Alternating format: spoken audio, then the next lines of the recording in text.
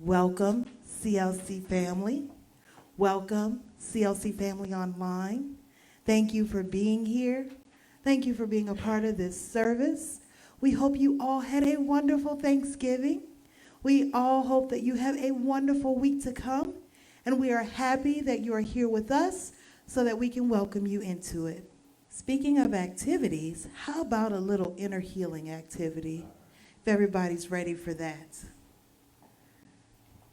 I invite you now to just get comfortable wherever you are. Let your body relax. If you need to, just shake it on out just a little bit. And allow your mind to focus on this moment and be here now. Universal love enfolds me. Universal wisdom inspires me. Universal spirit enlightens me. Universal power encircles me. I am one, and all is well. As we begin this inner healing process, let me invite you to relax in quiet confidence, opening yourself to the miracle-working higher power. Now symbolize the unity of your thinking and feeling nature by touching your chest with your right hand, and let my words act as your own for your own inner healing, acceptance, and receptivity. I acknowledge that there is a power, intelligence, and wisdom greater than my own. I am in the midst of it, and it is in the midst of me. Sensitive and responsive to my every thought, word, action, and feeling. I now make this true for myself by stating aloud, I acknowledge. Acknowledging this higher power working through my life, I admit that I am personally responsible for solving my own problems while being guided and assisted by something greater than myself. As I am ready to surrender the conflicts of my ego to the wisdom of this infinite presence, I simply speak these words. I surrender. Knowing that forgiveness is the key to unconditional love and the feeling of heaven, I now unconditionally forgive anyone and everyone who has ever injured me in any way, real or imagined. And I now forgive myself for all of my mistaken judgments and their resulting actions. From my deepest level of understanding, I now say, I forgive. Realizing that I continually experience the effects of my own thinking, I now choose to allow this higher power to recreate me deeply, filling my mind with thoughts that are only positive, constructive, loving, and beautiful. I call upon this divine inflow by stating aloud, I choose.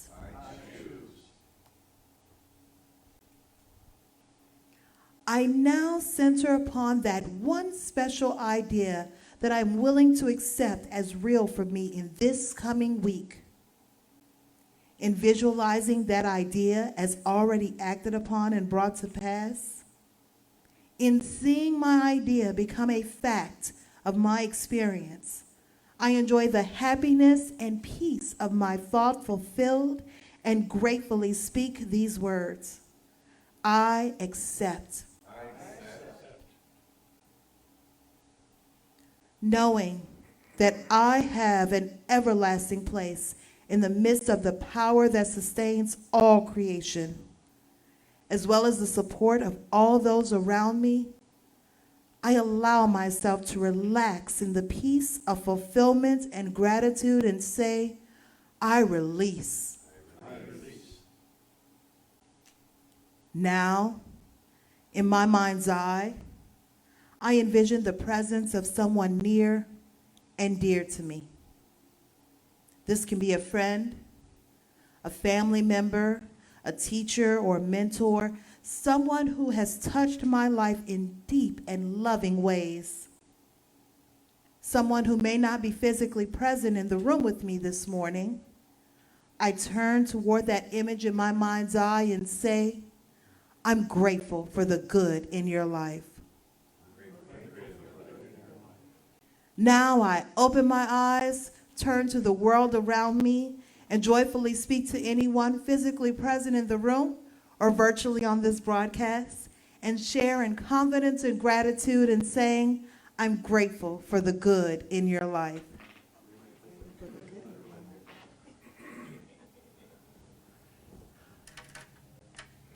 I read where Martha Stewart baked 30 pies on Thursday. Baked 30 pies on Thursday. I find that obsessive. I picture the Stewart family saying, Martha, please, let it go. And she said, I can't, I'm Martha Stewart. This is expected of me. She made 10 pies of 3 different kinds. So today is a little bit about pie. It's a little bit about cake. Cake is going to factor into it, and so will laundry. Because when the meal's over and everything's cleared away and you've got house guests or even just your own family, your own household, you've got laundry piled up. Nobody wants to do laundry on a holiday. So the day after, or a couple of days after, you've got laundry to do. So where I'm going with this has nothing to do with any of those 3 things, but they're going to factor in here if I can make this work. Today is, as Brian alluded to, the first day of Advent. Tonight is the first night of Hanukkah. It's the first time in a long time that Advent and Hanukkah, the beginning of Advent and Hanukkah, have fallen on the same day, because Advent doesn't move around. It's fixed, to Christmas. Hanukkah moves around because it's on a lunar calendar. The Christian holidays, Easter and the Lent period preceding it, they move around in the spring based on a lunar calendar.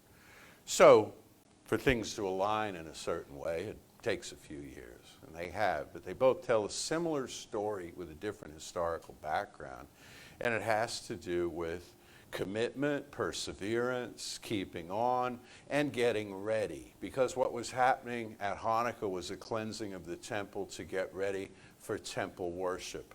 The temple had been occupied by outsiders, and now it had been reclaimed and it was to be cleaned. Advent is about getting ready for something to happen, the birth of the new possibility, the birth of the Christ idea, the Christ consciousness. And as we're going to get into this more in December and as we move toward Christmas, I want you to understand something. Everyone listening, everyone in the room, everyone watching, we venerate Jesus the Christ in this place and in this teaching. One of my mentors, Dr. Jim Munson, put it beautifully. He said, all the armies that ever marched, all the navies that ever sailed, all the parliaments that ever sat, all the kings that ever reigned, all put together could not accomplish what this one man did.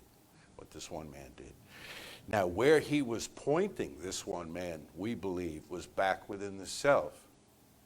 He said, I of myself can do nothing. It is the Father within who does the work. And then he pointed out to us that we have that Father. We have that presence within ourselves that we can do these great things. And not just, and this I got into this last year, but not just the big splashy things like the healing of the dead, Lazarus, come out. Lazarus comes out and everyone's, or the blind man can see, or even the lame man can walk. Not just the big fancy miracles and the walking on water and the feeding the multitudes and the withering the fig tree, which had to put the fear of God into everyone.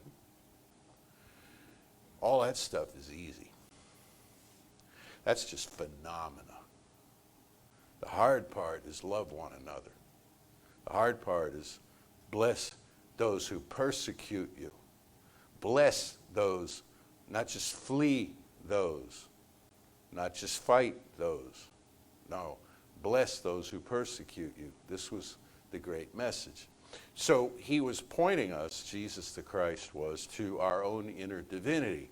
And it's a scary place to go, a scary place to look a lot of times. The science of mind is a science of spiritual psychology by which we prepare ourselves to experience this inner rebirth. Our theology is such that there is nothing wrong with us. We are born in original blessing. We are magnificent. We are stardust. We are golden, And at the same time, we forget this about ourselves, just like Brian's lyric said. Out of the ashes, out of the rubble, out of the smoke, out of the wreckage of the past. It's an expression some of you will have some familiarity with. Out of the debris of everything that's gone before. All our stupid decisions, bad ideas, dead-end streets, all the rest of this stuff. Out of that we rise. Out of that we rise and are reborn through a practice of spiritual psychology. So where laundry comes into this, I was passing through the room with the TV on, and I heard this thing, and it all of a sudden it was like, whoa. And it was about pre-treating your laundry, right? So when you treat your laundry, you take it and you throw it in the washing machine with some detergent and the right temperature of water, and it does its thing. When you pre-treat your laundry, it's that you have laundry that has those stubborn stains in it. Okay? And you have to get your stain removal product out and rub it on or spray it on and stuff, and leave it there, and the steps you have to go through. I'm thinking about spiritual mind pre-treatment here. Spiritual mind pre-treatment. Spiritual mind treatment is what we call prayer. It's the form of prayer that we teach in this place. It doesn't obviate or cancel out all the other forms of prayer, but it's a good one. It's a good form of prayer, this one. It works. It works. And the idea behind it is that through spiritual mind treatment, we bring ourselves into alignment with our highest good. Another way of putting our highest good is the will of God for us. That is to say that we should thrive, that we should be happy and strong and so on in this life. We align ourselves with that idea through treatment in the respect that what we seek is A, seeking us, and B, is available to us, is available everywhere, is in fact a divine idea. So if I'm seeking health, if I'm seeking healing of some physical ailment, perfect, robust health exists as a divine idea. So in treatment, what we do is we speak our word. That's our jargon for it. We speak our word. It's got a biblical reference. That the divine, perfect, as above, so below kind of template of energy that's occurring at the cosmic level is now occurring at the personal level, at the individual level, infusing the self in every cell of the body and every aspect of consciousness and relationships and everything else with this expression of good, which we call a demonstration. When treatment is realized in form, we call it a demonstration, a showing forth, rather than a miracle or an astonishment or anything like this, because we're using, we believe, a principle by which things occur. We have 5 steps to treatment, and they're arguable. Some have 7, some have 6, some probably have more than that. You can shuffle the deck, but they're basically it's that there's one life, that life is spirit, that life is all the life there is. Those are the first two steps. That life is my life right now. Therefore, I claim such and such. That's the third step. Because of this, I'm grateful. It's fourth step. And now I let it all go. That's the fifth step, or release. Where pre-treatment comes in is in the run-up to all this.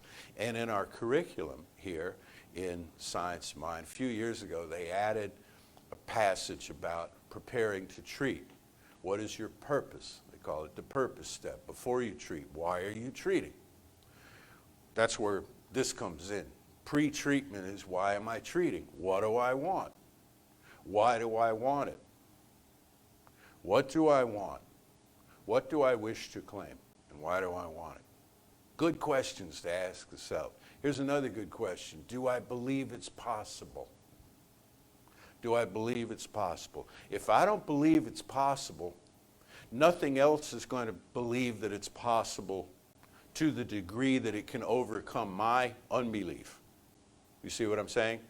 It'll all roll up to me and kind of stop there if I don't believe that it's possible. So if I don't believe a thing is possible, I need to kind of come back when I do. I need to, well, then how much is possible? If that's not all possible, then how much of that is possible? And like unto it, this is not a separate question, but it's a subset of that question. Is it possible for me? Is it possible for me, just the way that I am? It doesn't matter to me. It is not effective to me if I simply believe that it's theoretically possible to somebody somewhere sometime. That somebody somewhere can be happy and fulfilled and totally free to express and capable of being all they can be and more. And I believe that in a general kind of vague way, but I don't believe that it's possible for me. Then what I'm doing is not bad. I'm just issuing sort of a general, vague, kind of limp blessing on the world. Good things happen to somebody somewhere. But I'm not buying it. But I'm not buying it. Is it possible for me? And this is where the science of spiritual psychology comes in. Because you can talk yourself into believing that stuff is possible on a general global scale, but not buy it for yourself because we have these blocks, because we have a past, because we've made decisions that weren't terribly bright in the moment, you know, that yielded results that weren't terribly effective in the moment. And that's where the cake comes in, because this jumped into my head this morning. Someone left a cake out in the rain.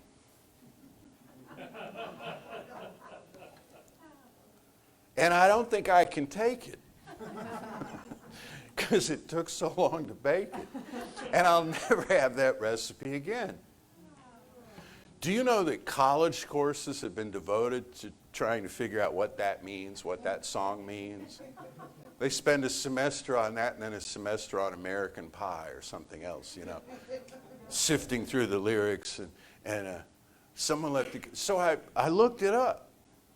I hadn't thought of this song in a million... This came out when I was, I don't know, 12 or 13, I think. And I looked it up, and the songwriter said, well...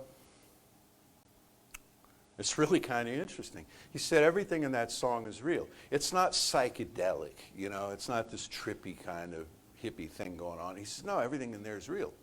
He said, I was actually in MacArthur Park in Los Angeles when I started writing this song, said the songwriter, the lyricist anyway, and whose name I forget, but they're Googling it right now for you. Jimmy Webb. Jimmy Webb. Jimmy Webb, didn't need to Google it. This man's a walking encyclopedia of popular music, as is this man over here.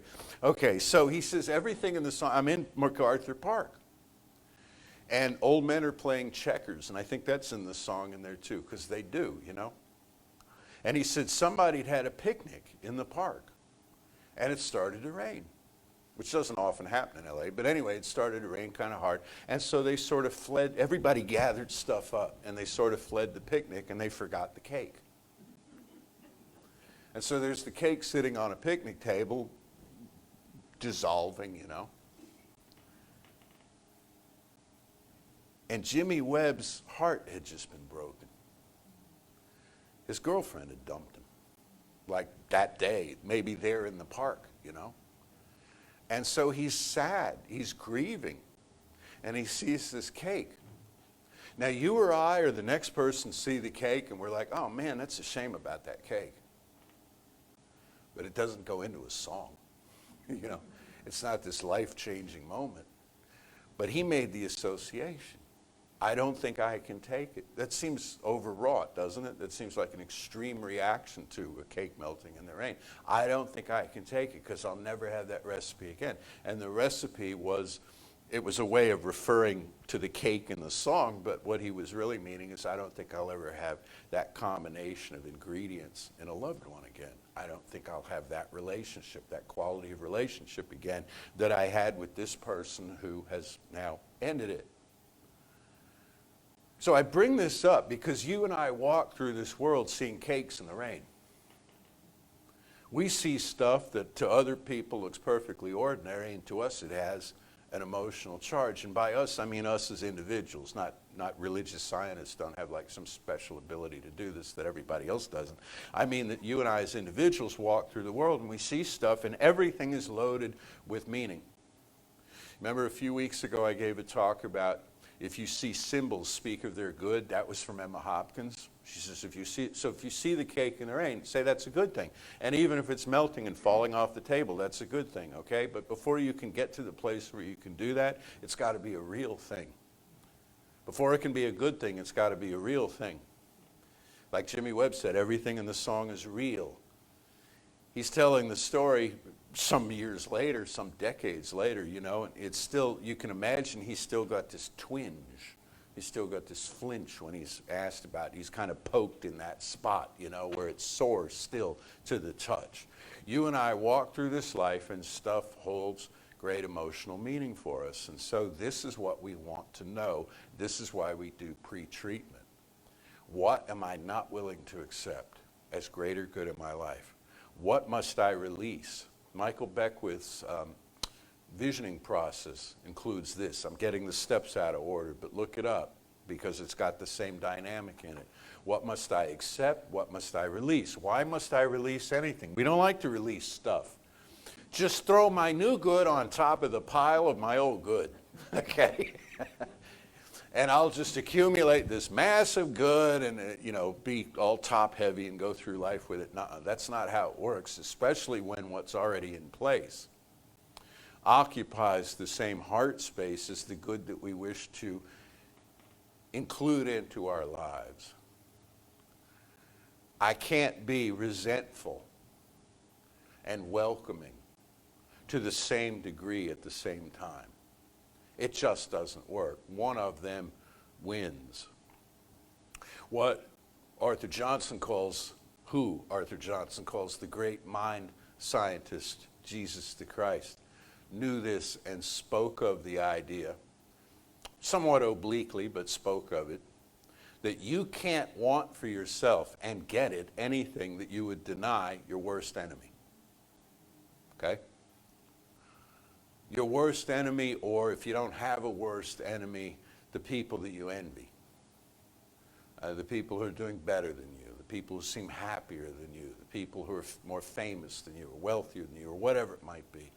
Anything, any resistance that you have toward them, anything that you would deny them, you shut the door to within yourself. It's good to know that. That's where pre-treatment comes in.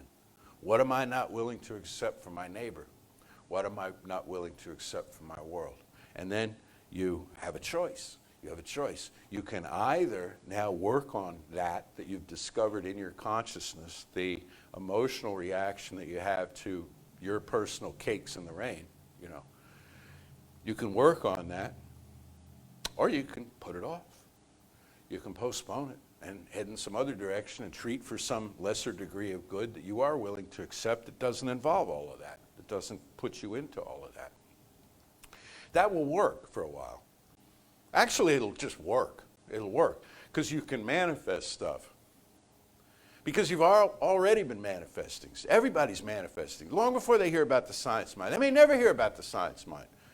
And people are driving by on the street right now, flying in planes overhead, and they're all manifesting. Everybody's manifesting. Flight attendants coming by say, you want peanuts or pretzels? Boom, they're manifesting, you know, right? Everybody's getting something. But do they have peace? Do they have self-knowledge?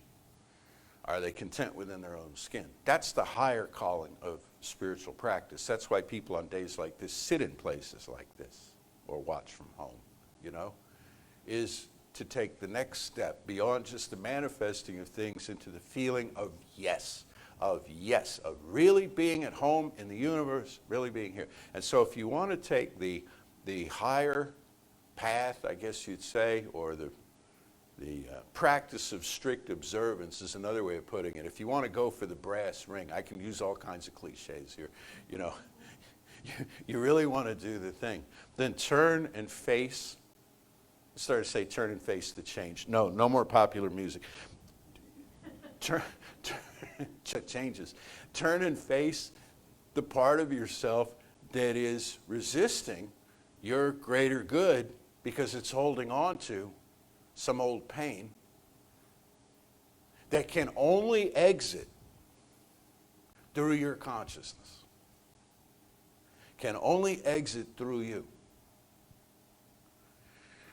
We would love to have emotional amnesia much of the time. Let this just be lifted from me. But that's at the cost of self-awareness. It has to come out. One person has put it very bluntly. They say it comes out your face. Okay? It just comes out your face, or the equivalent of. To let it go, to give it up, to give in to a higher awareness.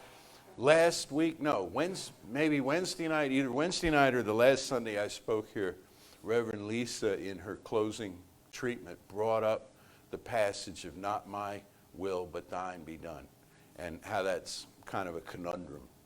I think that was the term you used. How I've read Ernest Holmes describe that, explain that, is not my way but thine. Not my way but thine. That's where the magic happens, is that when you open a place within yourself, something flows in there and you don't know where exactly it's coming from. It might not be another identical cake. In fact, another identical cake probably wouldn't do it for you when the first one's been left out in the rain, Not just a substitute cake, maybe not food at all, not a meal, not a picnic, not a park. It might be a rebirth. It might be an advent of your spirit. It might be new hope. And tonight in Christian homes, the candle of hope is lit. There are 4 Advent candles for the 4 Sundays in Advent. And the first of these is the candle of hope. So it might be just hope. So we're going to start with a hope as we go through the Advent process leading up to the birth of the new possibility. A hope that for me, a hope that for you, a hope that for each of us, there is positive change to occur. There's some greater good coming our way. There's a benefit, there's a payoff to the pain that we've had, to the self-awareness that we've gone into, to the searching and fearless moral inventories, to the rigorous self-awareness, all of this stuff that we've taken classes about, read books about, sat through seminars and workshops and Sunday services and everything else. Back in the day, by the way, what I'm doing right now used to be called a Sunday lesson. This was a Sunday lesson. Doesn't that sound kind of, well, there's a reason why we subject ourselves to all of this stuff. It's to pry loose things from the floor of the subconscious that are taking up space, that where we could put our new good. To become as a little child means to create space in the self. More on that as we go along. To become as a little child is to be optimistic, it's to be vulnerable, it's to be trusting, it's to be simple in the best meaning of that word, rather than labyrinthine, complex, circuitous, snake-like, all of these passive-aggressive strategies that we cook up for how we're going to finesse out of life what it is we think we ought to have. We do this sales job on life. We ring it out here. We try to anticipate what people are going to say. We finish their sentences in our head. We don't even hear them half the time because we've got the whole script written, for how this is going to go. All of that clogs up the divine circuits. Get your bloated nothingness out of the way of these, said Emerson, you know. Your bloated nothingness is just your story. Compensations that we've made for not having life be the way we wish it could be, or to a point, compensations for having our hearts broken, Look, one last thing on this, okay? We all have our hearts broken, I think. This is just me. We all have our hearts broken the minute we realize we are incarnated in form in a world of space and time. We have agreed to a certain set of limitations so as to have an earthly experience. And it's heartbreaking to us. And we spend the rest of our lives trying to find our way home, trying to find our way back to spirit. The secret, which is no secret at all, is that home came with us. Home came with us. Home was born here too with us, you see. It's just a matter, it's a trick of the light. It's just a matter of how you see, how you position yourself in this world. You know, Brian was singing, he said, we're not building a city of angels, we're building a city of men. Same thing. The humans recognize their angelic presence. So that's enough for today. Let's know together now, there is one life, one power, one presence. What majestic something. Moreover, it's right here where I am, right here where you are, in each of us, as each of us, this one life. And we're winning at it. We're getting there. We've put in the time and the effort to know who we are, so as to use spiritual principle in the most effective way possible, and we are getting there. In fact, I'm going to claim we are there. We're sitting in the cockpit of this thing, and we just have in front of us all of these controls that one by one we're learning to use. We're learning to throttle back on judgment. We're learning to, before we speak our word, ask ourselves, why am I here? Whose business am I about? What do I really expect? Am I willing to let go of certain things that stand in the way of that? And so the spiritual stain on the fabric, or what Emma Hopkins called the great desert spots in our character, are healed by extracting from them the information that they have that we then use to prosper and grow. This is easier than it seems. It is a process of unfoldment, and the manifestation that occurs at the end of it operates outside process but is instantaneous. For once we know, and know that we know, the demonstration has already occurred. For this knowing, for this sweet and holy time of Advent, of Hanukkah, of all the celebrations of spirituality that occur in this particular month of the year, for all of those beings of light on this planet who are in fear right now of one thing or another, who are in peril, who are in danger, suffering in any way, I wrap them all in this word as well. And it's not a vague and weak knowing to say. There is one life, and that life is everywhere manifest. My control of it in my experience is right where I stand. The control of each person's in their life is right where they stand. All is well. For this knowing and its manifestation in form, I am so deeply grateful. I release this word now into the infinite, calling it done, and so it is.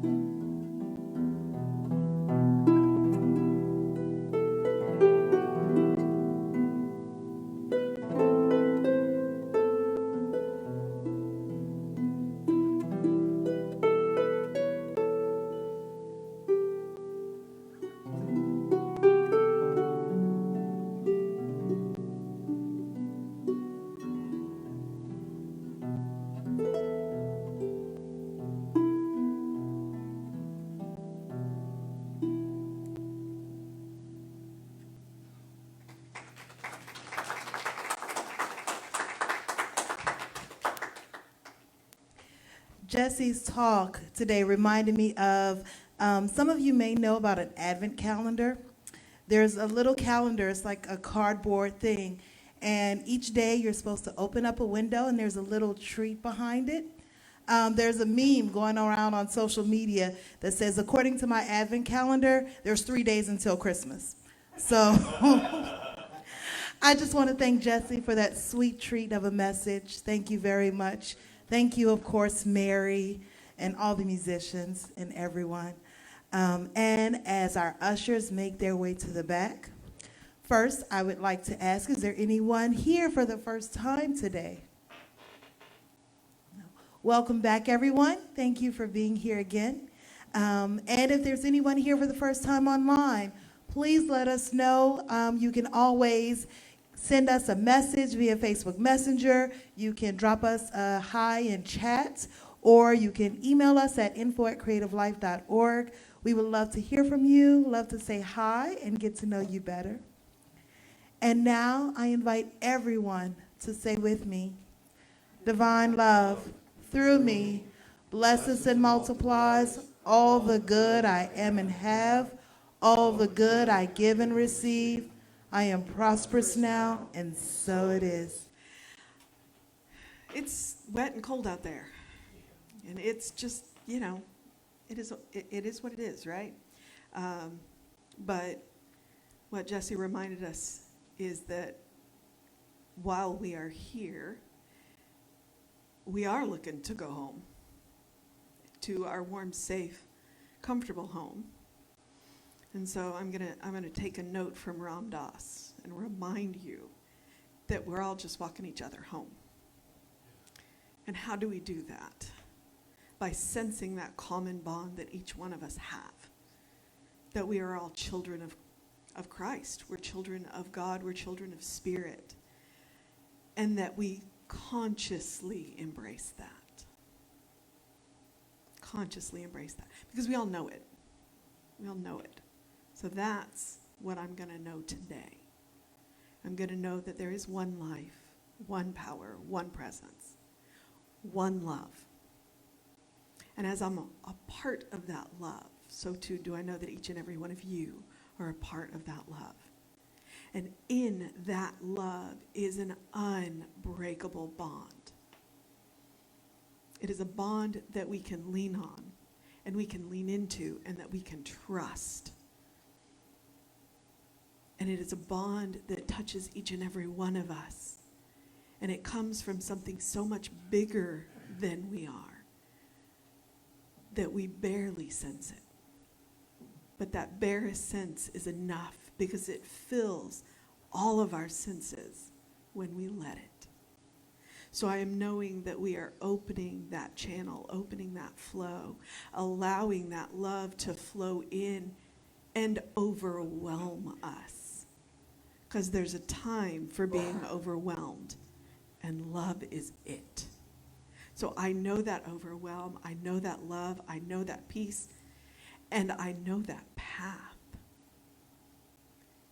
And as we walk each other home, we each hold up our lanterns, and at the same time, we hold each other's hands. And I'm grateful. I'm grateful for the path. I'm grateful for the lantern. I'm grateful for each of the hands that I touch. I'm grateful for each one of you. I am grateful for this teaching. I am grateful for this place. I am grateful for our senior minister. I am grateful for all of our ministers. I am grateful for our musicians. I am grateful for the technology and the tech team. And I'm just grateful because it feels good to be grateful. And I release my word into law, knowing it is done, even as I speak these words. And so it is. Say it with me now. Something wonderful is happening through me. Something wonderful is happening through me. I feel it in my body. I feel it in my body. I feel it in my mind. I feel it in my mind. I feel it in everything I am. I feel it in everything I am. I choose it. I choose it. I trust it. I trust I it. use it. I use and it. I love it. And I love it. So it is. So